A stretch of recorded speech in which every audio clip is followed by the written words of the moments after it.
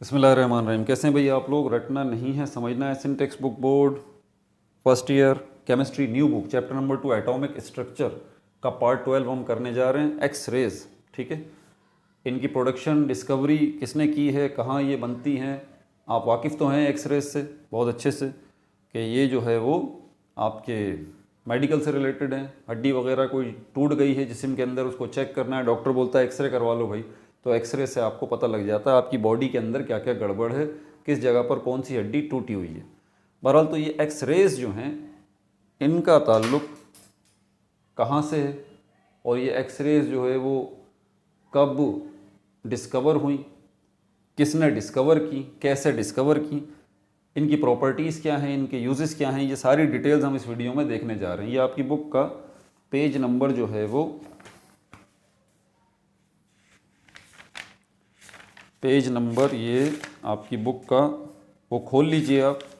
तो ये page number 35 से 36 37 तक ये टॉपिक जा रहा है, ठीक है भाई। तो कॉपी पेंसिल ले लीजिए, लेक्चर को नोट करना है और मुस्कुराते रहना है। ये मैंने डिस्चार्ज ट्यूब बना दी क्योंकि इसी डिस्चार्ज ट्यूब में इलेक्ट्रॉन्स की डिस्कवरी हुई थी, आपको याद है, प्रोटॉन्स की भी डिस्कवरी हुई थी, ठीक है। ये डिस्चार्ज ट्यूब मैंने बना दी है, ये शीशे की है और इसके अंदर दो ये मेटल के पीसेस लगे हुए हैं। अभी ये मेटल के पीसेस जो हैं कैथोड और एनोड बनेंगे जब ये आपकी अपनी मर्ज़ी है कि इन मेटल के पीसेस को, मेटल के टुकड़ों को, जिसको चाहे आप एनोड बना दें, जिसको चाहे आप कैथोड बना दें, इसके साथ इलेक्ट्रिक वायर जो है वो कनेक्ट होगी।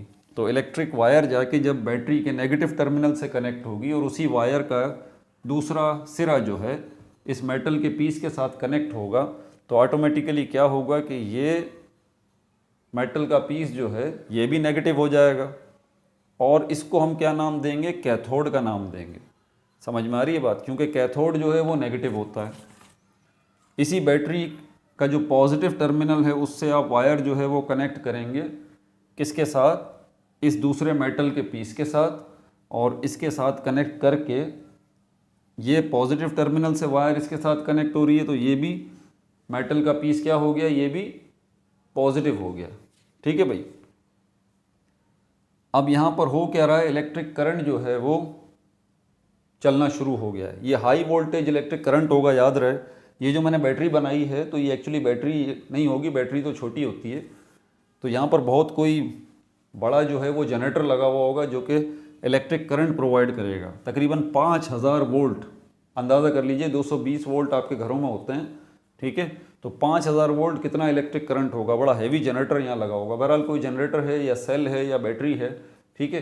पॉजिटिव और नेगेटिव टर्मिनल सब में होते हैं। समझ में आ रही है बात आपको?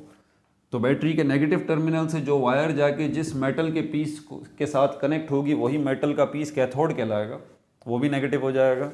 और बैटरी के पॉजिटिव टर्मिनल से जो वायर निकल रही है जिस मेटल के पीस से कनेक्ट हो रही है वो मेटल का पीस एनोड कहलाएगा, पॉजिटिव हो जाएगा। जब हाई वोल्टेज करंट आप छोड़ेंगे तो यहाँ पर क्या होगा कि कुछ रे, और इसमें शीशे की ट्यूब बंद है बिल्कुल, ठीक है, और इसके अंदर आपने हाइड्रोजन गैस जो है वो छोड़ी हुई है। और जब इलेक्ट्रिक करंट पास होता है तो आप नोट करते हैं कि कैथोड से कुछ रेज निकल के एनोड की तरफ जा रही हैं। कैथोड से कुछ रेज निकल के एनोड की तरफ जा रही हैं। बाद में जे थॉमसन ने बताया 1897 में कि भाई ये जो रेज हैं जिनका नाम कैथोड रेज रखा गया, तो ये कैथोड रेज असल में क्या हैं, ये इलेक्ट्रॉन्स हैं, ठीक है। जिस ज़माने में कैथोड रेज की डिस्कवरी हुई थी उसी ज़माने में गोल्डस्टेन ने एनोड रेज की भी डिस्कवरी की थी। एनोड रेज जो हैं वो पॉजिटिव होती हैं और कैथोड रेज जो हैं वो नेगेटिव होती हैं। कैथोड से निकलकर नेगेटिव कैथोड से निकलकर ये रेज पॉजिटिव एनोड की तरफ जा रही होती हैं, कैथोड रेज। और इनको बाद में जे थॉमसन ने 1897 में बताया कि ये कैथोड रेज असल में इलेक्ट्रॉन्स हैं। बात समझ आ रही है आपको?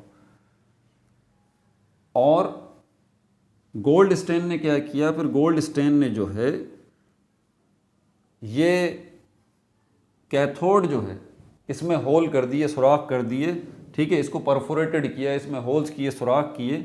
तो उसने देखा कि ये जो कैथोड है इसकी बैक साइड यहाँ ये जो है वो ग्लो कर रही है, ग्लो कर रही है। मतलब यहाँ पर जैसे बल्ब है, ग्लो करता है, लाइट देता है, तो उसने ये चीज़ नोट की कि ये कैथोड जब उसने इसकी में होल किए तो इसकी बैक साइड ये ग्लो कर रही है।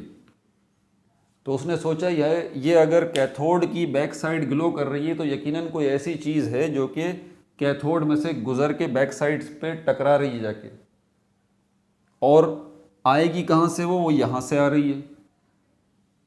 तो हो क्या रहा था कि एनोड से भी कुछ रेज निकल के कैथोड की तरफ जा रही थी।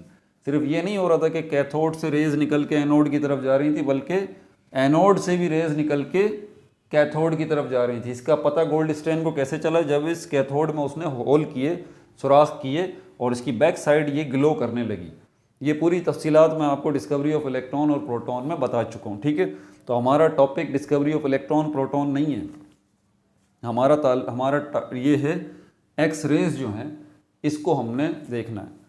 अब यहाँ पर सिर्फ कैथोड रेज जो कि इलेक्ट्रॉन्स थी और एनोड रेज जो कि उस वक्त क्योंकि हाइड्रोजन गैस थी, उस वक्त क्योंकि गैस हाइड्रोजन इस्तेमाल की गई थी, तो ये एनोड रेज असल में प्रोटॉन्स ही थी। एनोड रेज असल में क्या थी? प्रोटॉन ही थी उस ज़माने में, क्योंकि हाइड्रोजन गैस थी। हाइड्रोजन गैस के अलावा कोई और अगर गैस होगी ना तो प्रोटॉन्स जो है वो प्रोड्यूस नहीं होंगे, ये बात याद रखिएगा। बहरहाल तो एनोड रेज जो हैं उनकी प्रोडक्शन हुई इसी डिस्चार्ज ट्यूब में, कैथोड रेज जो है उसकी भी प्रोडक्शन हुई इसी डिस्चार्ज ट्यूब में। फिर इसके ऊपर मज़ीद जब वर्कआउट किया गया, हाई वोल्टेज कम ज़्यादा करके इसको चेक किया गया, तो पता लगा कुछ रेज और भी निकल रही हैं यहाँ पर जिनका नाम पता नहीं था, तो उनको एक्स रेज जो है वो नाम दे दिया गया। शुरू में इनका नाम एक्स रेज नहीं था, शुरू में इनका नाम था उस साइंटिस्ट के नाम पे जिसने इनको डिस्कवर किया था, ठीक है। उसका नाम था रोंटगेन, ठीक है। तो यहाँ पर मैं लिख देता हूँ W रोंटगेन। ये वो W रोंटगेन ये वो साइंटिस्ट था जिसने एक्स रेज को डिस्कवर किया था, और इसी के नाम पर शुरू में इन एक्स रेज को रोंटगेन रेज कहा जाता था। समझ में आ रही है बात? नोट्स में ये चीज़ें अपने डालते रहें। तो ये आपको पता चल गया कि एक्स रेज की प्रोडक्शन हो कैसे रही है, डिस्चार्ज ट्यूब में ही हो रही है। इन्हीं के साथ एनोड रेज के साथ कैथोड रेज के साथ ही जो है वो किसकी डिस्कवरी हो रही है? एक्स रेज की भी डिस्कवरी हो रही है, रोंटगेन रेज की भी डिस्कवरी हो रही है। किस ज़माने में की गई थी ये, और कैसे ये हो रही थी? जब ये कैथोड रेज जो हैं ये टकरा रही थी इस एनोड के साथ। ये सारी चीज़ें मैं बोर्ड पे लिख रहा हूँ ताकि आपके नोट्स भी जो हैं साथ साथ मेंटेन होते रहें। मैं बोर्ड रब कर रहा हूँ।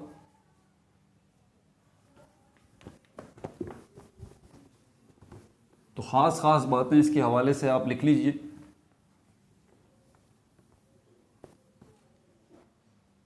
क्योंकि एक्स रेज बहुत ज़्यादा फैमिलियर हैं, हमारी ज़िंदगी में शामिल हैं, इसलिए एक्स रेज के ऊपर मुझे बताने की ज़्यादा ज़रूरत नहीं है। आपको पता ही है किस किस्म की रेज होती हैं और ये काम क्या करती हैं। सबसे पहले हाउ प्रोड्यूस्ड, ये पैदा कैसे होती हैं? हाउ प्रोड्यूस्ड, ये पैदा कैसे होती हैं? When cathode rays collide with anode. कोई भी मार्कर काम नहीं कर रहा, क्या हो गया भाई? व्हेन कैथोड रेज कोलाइड, टकरा जाती हैं विद एनोड, एनोड के साथ, ठीक है भाई। तो आपको ये पता लग गया। कोई पूछता है आपसे एक्स रेज कैसे पैदा होती हैं, तो आप बताएं डिस्चार्ज ट्यूब के अंदर जो कैथोड रेज जब एनोड से जाके टकराती हैं, ठीक है, तब जाके ये एक्स रेज जो हैं वो पैदा होती हैं। ये बात मैं पहले ही बता चुका हूँ कि टाइप है क्या ये असल में एक्स रेज जो हैं, एक्स रेज जो हैं ये भी असल में टाइप ऑफ इलेक्ट्रोमैग्नेटिक वेव्स हैं, टाइप ऑफ इलेक्ट्रोमैग्नेटिक वेव। मैंने आपको पहले ही बताया था, विजिबल लाइट है, अल्ट्रावायलेट लाइट है, इंफ्रारेड है, या फिर हमारे पास ये एक्स रेज हैं, गामा रेडिएशन है, ठीक है। ये सबकी सबको कलेक्टिवली एक नाम दिया जाता है इलेक्ट्रोमैग्नेटिक वेव्स, ठीक है। तो ये मत भूलिएगा। तो एक्स रेज भी असल में इलेक्ट्रोमैग्नेटिक वेव्स की टाइप ही हैं, ठीक है। इनकी वेवलेंथ जो है एक्स रेज की क्या होती है, इनकी वेवलेंथ बहुत थोड़ी होती है, ठीक है। ये होती है लगभग 0.1 से लेके 10 एंगस्ट्रॉम के दरमियान, बहुत थोड़ी होती है। अगर आपको पिछली वीडियो याद हो तो विजिबल लाइट की वेवलेंथ मैंने आपको बताई थी, ठीक है, और अल्ट्रावायलेट और इंफ्रारेड वेव्स की भी वेवलेंथ बताई थी, वो हज़ारों में थी। कहाँ हज़ार, और अंदाज़ा कर लें 0.1 से लेके 10 एंगस्ट्रॉम कितनी कम वेवलेंथ वाली हैं। फिर वेवलेंथ का कनेक्शन मैंने आपको फ्रीक्वेंसी से बताया था कि जितनी छोटी वेवलेंथ होगी किसी वेव की, उतनी ही ज़्यादा वो फ्रीक्वेंट होंगी, उतनी ही ज़्यादा वो तेज़ होंगी, उतनी ही ज़्यादा उनकी फ्रीक्वेंसी होगी, और उतनी ही ज़्यादा वो एनर्जेटिक होंगी। यानी कि तीन चीज़ों को आप आपस में कनेक्ट कर दीजिए। वेव एनर्जी को किसके साथ कनेक्ट कर रहे हैं आप, एनर्जी को कनेक्ट कर रहे हैं किसके साथ, एनर्जी को आप कनेक्ट कर रहे हैं फ्रीक्वेंसी के साथ, फ्रीक्वेंसी को आप कनेक्ट कर रहे हैं वेवलेंथ के साथ। वेवलेंथ जितनी छोटी होगी उतनी ही ज़्यादा फ्रीक्वेंसी होगी उस वेव की, और उतनी ही ज़्यादा एनर्जेटिक होगी वो वेव। तीन चीज़ें आप आपस में कनेक्ट कर दीजिए, ठीक है भाई। तो वेवलेंथ इसकी ये हो गई। किसने डिस्कवर किया ये मैं आपको बता चुका हूँ। वैन कब ये डिस्कवर हुई थी, वैन कब ये डिस्कवर हुई थी, 1895 में, 1895 एडी। इनकी डिस्कवरी के 2 साल बाद इलेक्ट्रॉन्स की डिस्कवरी हुई थी, ठीक है। अच्छा, नेचर क्या है इनकी, नेचर क्या है, highly penetrating, highly penetrating. Penetrate word का क्या मतलब होता है, किसी बॉडी में से बग़ैर सुराख किए गुजर जाना। आपको पता है ना, एक्स रेज हमारी बॉडी में से गुजर जाती हैं, हमें कुछ भी नहीं होता, तो बग़ैर होल किए किसी बॉडी में से किसी दूसरी चीज़ का गुजर जाना, इसको कहते हैं पेनिट्रेट करना। तो हाईली पेनिट्रेटिंग होती हैं ये, ठीक है। हाईली पेनिट्रेटिंग मतलब ज़रा सा भी आपको तकलीफ़ फील नहीं होती और आपकी बॉडी में से गुजर जाती हैं ये, और दूसरी चीज़ों में से भी गुजर जाती हैं, हाईली पेनिट्रेटिंग होती हैं ये, ठीक है भाई। और किन में से ये पेनिट्रेट कर सकती हैं, पेनिट्रेट किस में से, बग़ैर सुराख किए ये गुज़र सकती हैं। इसके बार बार पेनिट्रेट का मतलब बता रहा हूँ आपको, बग़ैर सुराख किए गुज़र जाना। तो ये किस में से गुज़र सकती हैं, पेपर में से, कागज़ में से, ठीक है, पेपर कागज़ में से गुज़र जाएंगी, गिलास रबर,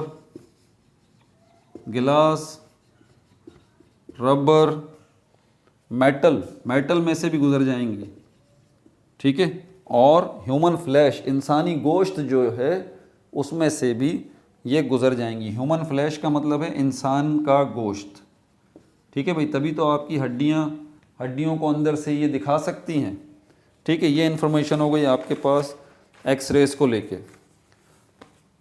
अच्छा, इसके अलावा जो है वो टाइप्स ऑफ एक्स रेज, अब दूसरा टॉपिक देख लेते हैं, एक्स रेज की टाइप्स कौन कौन सी हमारे पास हैं। टाइप्स ऑफ एक्स रेज, याद रहे कि एक्स रेज हों, कैथोड रेज हों, एनोड रेज हों, ये सारी की सारी रेज जो हैं बुनियादी तौर पर कैसे प्रोड्यूस हो रही हैं, ये बात मत भूलिएगा।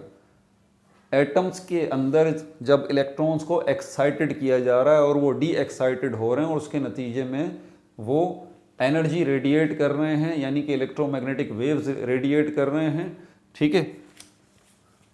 तो यहाँ पर भी यही सिस्टम है। तो एक्स रेज भी बिल्कुल इसी वजह से पैदा हो रही हैं कि एटम्स जो हैं किसके, एनोड जो मेटल का पीस था ना, वो भी एटम्स से मिलके बना होगा।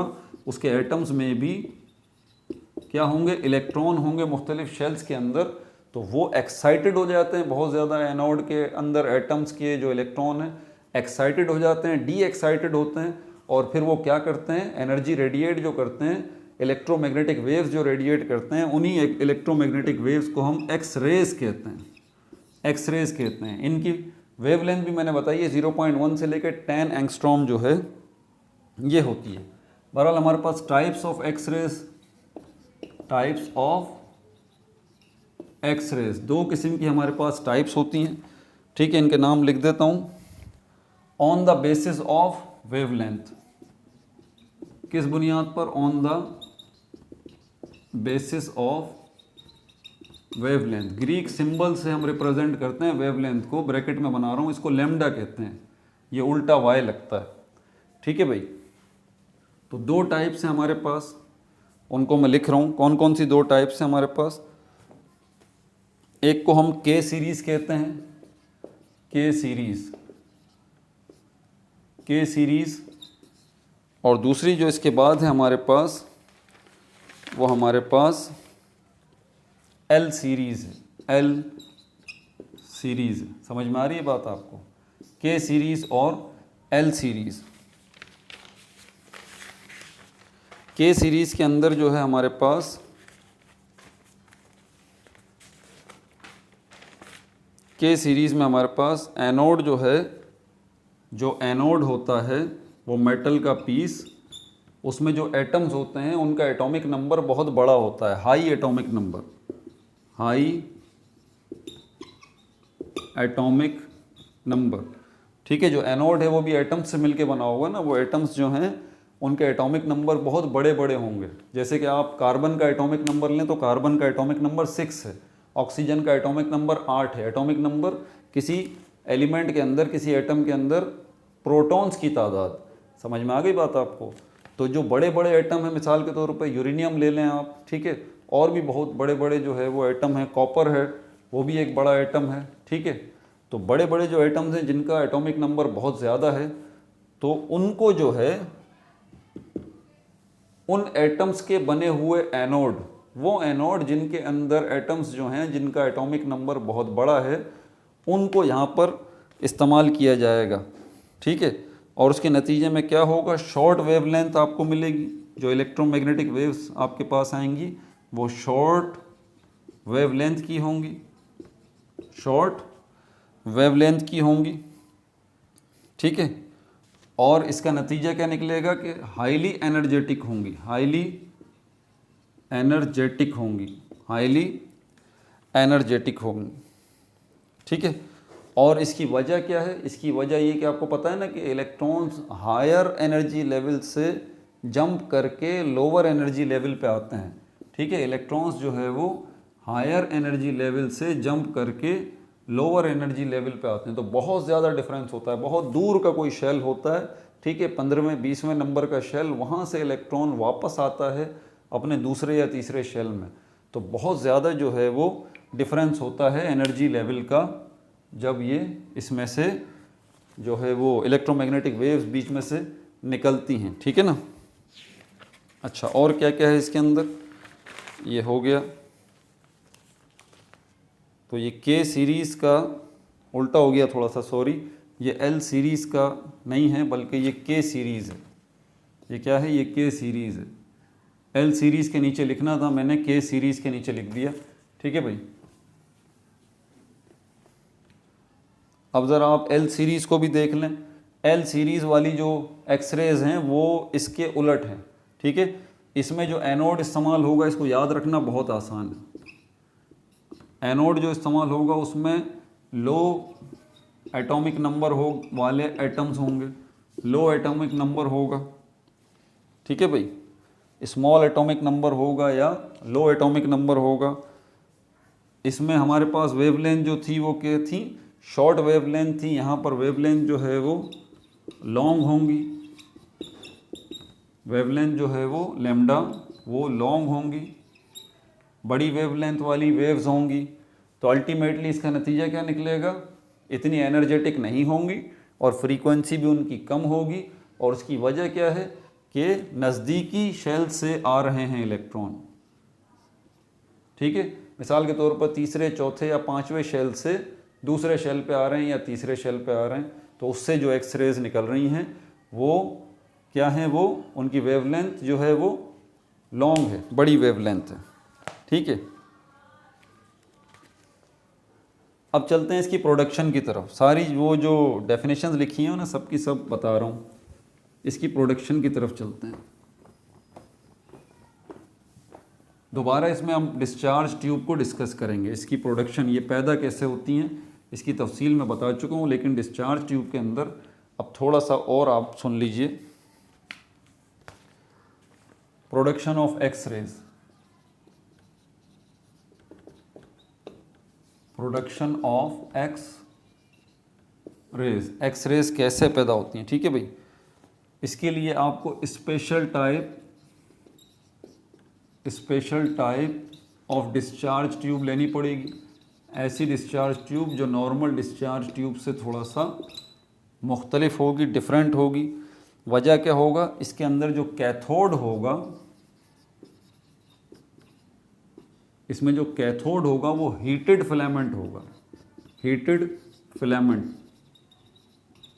ये फिलामेंट क्या होता है, अगर पुराने बल्ब देखें ना, वो येलो कलर के जो बल्ब जलते थे, पीले रंग वाले बल्ब, उनके अंदर जो है ना फिलामेंट लगा होता है वो इस तरह का, ठीक है। तो यहाँ पर भी एनोड को हम कैथोड जो होगा वो हीटेड फिलामेंट होगा। ऐसा फिलामेंट होगा जो हीटअप हुआ हुआ होगा, गर्म हुआ हुआ होगा, जैसे कि बल्ब के अंदर बीच में वो एलिमेंट जो है, वो फिलामेंट जो है वो मौजूद होता है, ठीक है भाई। और वोल्टेज जो है वो आपको कितना रखना पड़ेगा यहाँ पर, 5000 वोल्टेज कितना होगा, 5000 वोल्ट आपको वोल्टेज रखना पड़ेगा। प्रेशर जो है यहाँ पर, प्रेशर कितना रखना पड़ेगा आपको, बहुत low pressure 0.001 mm of Hg, बहुत लो प्रेशर आपको रखना पड़ेगा यहाँ पर, ठीक है भाई। तो ये थी प्रोडक्शन ऑफ एक्स रेज। अब प्रॉपर्टीज़ ऑफ एक्स रेज की तरफ चलते हैं। एक्स रेज की प्रॉपर्टीज़ या खुसूसियात क्या हैं, ठीक है।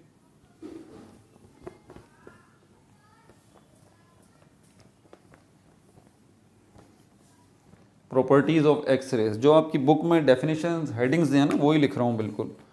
Properties of x rays, properties of x rays. X rays की प्रॉपर्टीज़ क्या हैं। पहली प्रॉपर्टी शॉर्ट वेवलेंथ है, शॉर्ट वेवलेंथ वाली वेव्स हैं। दूसरी प्रॉपर्टी हाईली एनर्जेटिक है, हाईली एनर्जेटिक है। तीसरी क्या है हमारे पास, इनविजिबल हैं, आपको नज़र नहीं आती अपनी आँख से, इनविजिबल हैं। चौथी प्रॉपर्टी जो है इसकी, रेंज ऑफ वेवलेंथ कितनी है, रेंज ऑफ वेवलेंथ,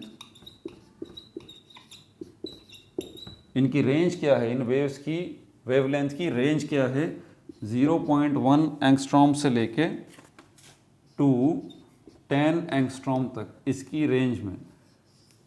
यानी कि आपसे पूछा जाए कि भाई ये 0.1 से 0.2, 0.3, 0.4 की एंगस्ट्रॉम की वेवलेंथ की एक वेव है, 0.4 एंगस्ट्रॉम वेवलेंथ की एक वेव है, आप बताइए ये कौन सी वेव होगी, ये गामा रेडिएशन होगी, ये जो है हमारे पास कैथोड रेज होगी, एनोड रेज होगी, या एक्स रेज होंगी। तो ये एक्स रेज हैं, इनकी रेंज जो है वो 0.1 से 10 एंगस्ट्रॉम तक है, ठीक है भाई।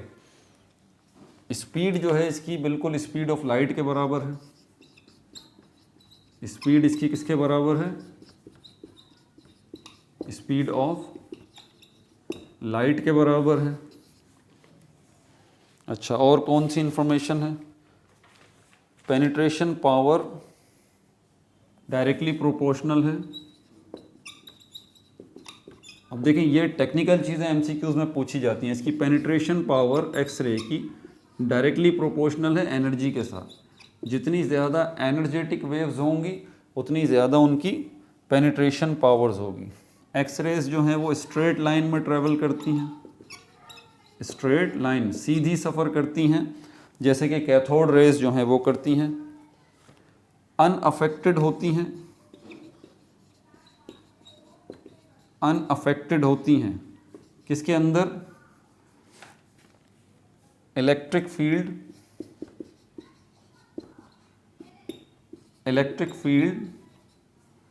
एंड मैग्नेटिक फील्ड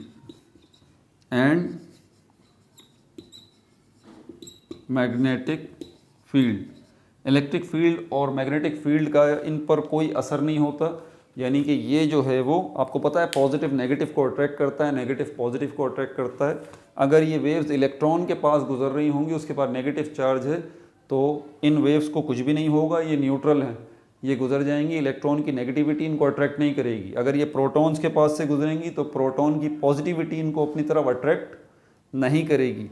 ठीक है, इसी तरह किसी मैग्नेट के पास से ये एक्स रेज गुजरेंगी तो मैग्नेट के अंदर भी पॉजिटिविटी और नेगेटिविटी दोनों होती हैं उसके दोनों किनारों पे, तो कोई फ़र्क नहीं पड़ेगा इन वेव्स को, ये सीधी गुजर जाएंगी, उसको बिल्कुल भी जो है उनका कोई असर इसके ऊपर नहीं पड़ेगा। ठीक है, आयनाइज जो हैं ये करती हैं बहुत ज़्यादा, आयनाइज कर सकती हैं गैसेस को, आयोनाइज गैसेस को आयनाइज कर सकती हैं। ठीक है, कॉमा, और क्या कर सकती हैं, damage and destroy living cells को डैमेज कर सकती हैं, लिविंग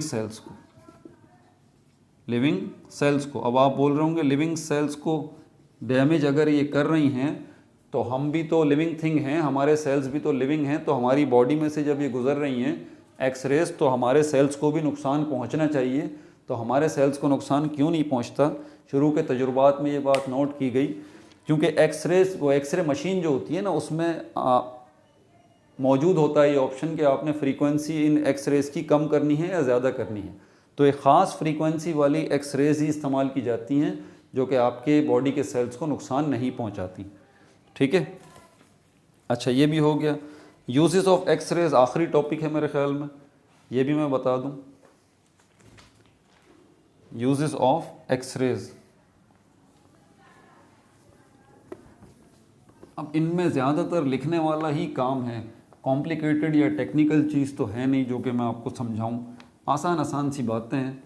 ठीक है, लेकिन ये है कि क्योंकि हमें सारी चीज़ें कवर करनी है, कुछ भी छोड़ना नहीं है, एक एक पेज, एक एक हेडिंग, एक एक लाइन, एक एक वर्ड जो बुक में मौजूद है वो सब जो है हमें लिखना है। तो आप इसमें यूजेस ऑफ एक्स रेज की तरफ चलते हैं। यूजेस ऑफ एक्स रेज के यूजेस क्या क्या हैं। ठीक है, शुरू में इनिशियली यानी कि जब एक्स रेज की डिस्कवरी हुई थी तो शुरुआत में ये एक्स रेज कहाँ इस्तेमाल होती थी कि अगर आपकी हड्डी कोई टूट गई है तो उसको बिठाना है, जैसे कि ये बाजू की हड्डी टूट गई है तो एक्सरे होगा तो पता लगेगा कि कहाँ से टूटी है, किधर साइड में हो गई है, इधर हो गई है। तो सेटल करने के लिए इनिशियली शुरू में किस काम में ली गया, assist in the setting of bone, assist in the setting of bone, bone को, ब्रोकन बोन, टूटी हुई हड्डी को सेट करने के लिए शुरू में सिर्फ इससे इतना काम ही लिया जाता था। उसके बाद एनालिसिस मतलब तज्जिया करना, किस चीज़ का, मेटलिक सब्सटेंसेस का, क्योंकि मेटल में से भी गुजर जाती है ना, तो मेटल्स की प्योरिटी अगर आपको चेक करनी है, कोई मेटल है, कॉपर है, गोल्ड है, सिल्वर है, इसको चेक करना है कि ये प्योर हैं, कोई मिलावट तो नहीं हुई हुई, तो मेटलिक सब्सटेंसेस में इनको इस्तेमाल किया जाता है। ठीक है, और मेटलिक सब्सटेंसेस के एनालिसिस के लिए, उसके तज्जिए के लिए भी एक्सरेज को इस्तेमाल किया जाता है। बुलेट्स इन फ्लैश, अगर आपके बुलेट्स इन फ्लैश, इंसानी गोश्त के अंदर कहीं गोली फंस गई है तो उसको भी उसके एनालिसिस के लिए, तज्जिए के लिए, ताकि ऑपरेशन जब कर रहे होते हैं तो उस गोली को निकाला जा सके, इसमें भी इस्तेमाल किया जाता है। डेंटिस्ट जो हैं इसको इस्तेमाल करते हैं, डेंटिस्ट जो हैं इस्तेमाल करते हैं किस चीज़ के लिए, दांतों को एग्जामिन करने के लिए। एयरपोर्ट्स पर इनका यूज़ होता है,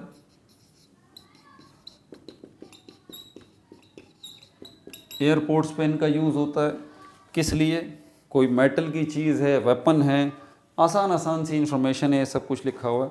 इसके अलावा क्रिस्टल्स जो होते हैं, ठीक है, क्रिस्टल्स अभी इसको तफसील से नहीं बता सकता, इसकी पूरी ब्रांच है केमिस्ट्री की, एक क्रिस्टलोग्राफी। ठीक है, इसमें हम क्रिस्टल्स को स्टडी करते हैं, क्रिस्टलोग्राफी,